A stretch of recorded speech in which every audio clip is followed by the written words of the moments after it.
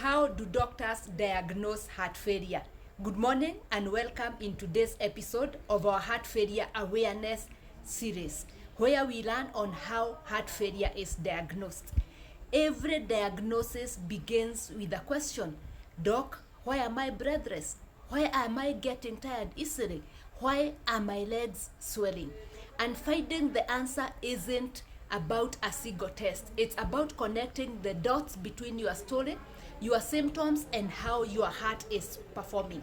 When a doctor suspects heart failure, we want to answer three questions. One, is heart failure really pleasant? And if it is, how severe is it? And what is causing the heart failure? Step one to diagnosis is history and physical examination. Your history and physical examination are key to making a diagnosis of heart failure. We ask clues like breathlessness, especially when lying down, or orthopnea. Do you wake up at night breathless, what we call PND? Are your legs swelling? Do you get excessively fatigued? And what is the level of fatigue, dyspnea on exertion?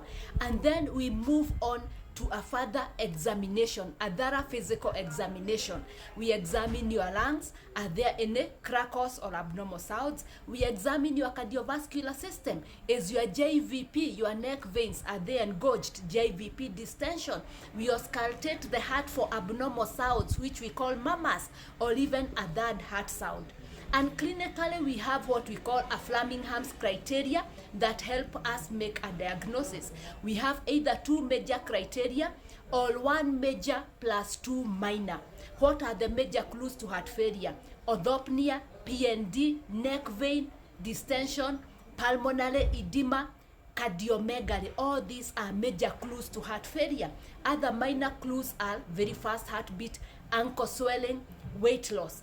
And this criteria is key in places where we do not have advanced tests like the echocardiogram. So everyone needs to know the Flemingham's criteria to guide in diagnosis where other tests are not done. The next step is blood test. The specific blood test for heart failure is called a BNP, B-type natriuretic peptide, or NT-proBNP.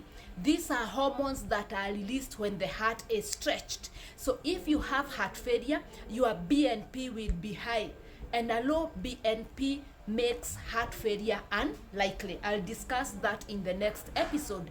We also do other non-specific tests which may guide us in treatment or give us a clue to the underlying causes. You'll have a kidney test done. We check your blood sugar, we check your cholesterol levels, we do your thyroid tests, we do your troponin, your markers to show if there is any ischemia, and even a blood count.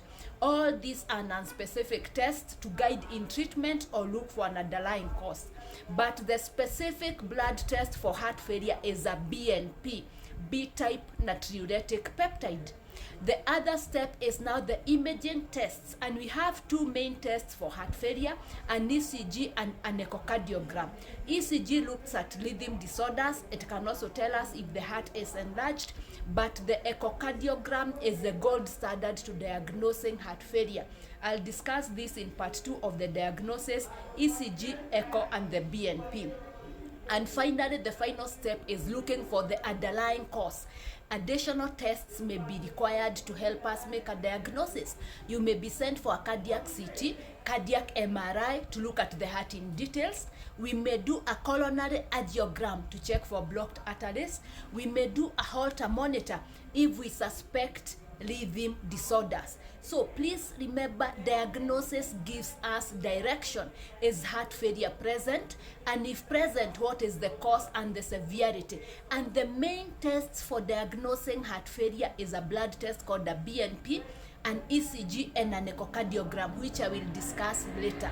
Remember, heart failure is treatable. Early diagnosis, early treatment, and we can reverse. So if you notice those symptoms I talked about, breathlessness, excessive fatigue, swelling of the legs, don't ignore. Ask your doctor about an ECG, an echocardiogram, a BNP.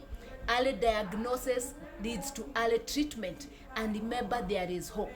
Keep your questions coming. I'll address them as we go along. Share this post and follow for the next episode, where I will discuss more on the 3 specific tests: a BNP, B-type natriuretic peptide, an ECG, and echocardiogram.